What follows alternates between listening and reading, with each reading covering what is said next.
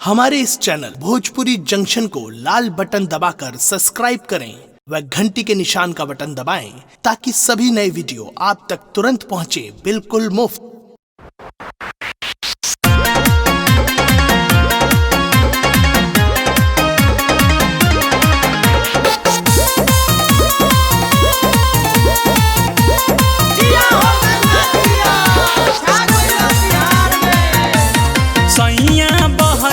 जिंदगी बितावे मोर पियावा घर नहायावे सैया बहरे जिंदगी बितावे मोर पियावा घर नहायावे मोर पियावा घर नहायावे मोर सैया घर नहायावे मोर राजा घर नहायावे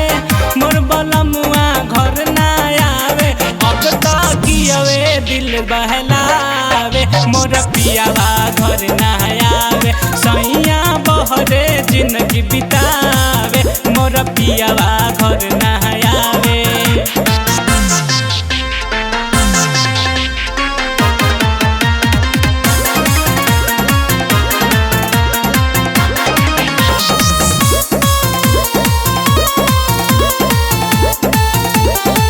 हमर देता जवानी वो रहनवा सखी घरवा में ना लागे मनवा हमर देता जवानी वो रहनवा लागे घरवा में ना सखी मनवा पिया बस गईला परदेश में मोर जिंदगी रहेला कलेस में सवातिनिये से चक्कर चलावे मोर पियावा घर नहायावे सैया बहरे जिंदगी बितावे मोर पियावा घर नहायावे।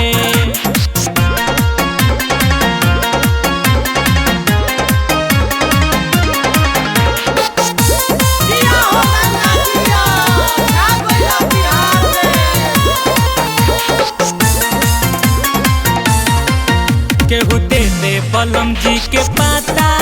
घरे अइहे ना ऐसन बुझाता केहू दे दे बलम जी के पाता घरे अइहे ना ऐसन बुझाता हम जाएम सजनवा के खोजे उतबारे शहर का लगाता पीटू मुकेश के समझावे मोर पियावा घर नहायावे सैया बहरे जिंदगी बितावे मोर पियावा घर नहायावे मोर पियावा घर नहायावे मोर सैया घर नहायावे मोर राजा घर नहायावे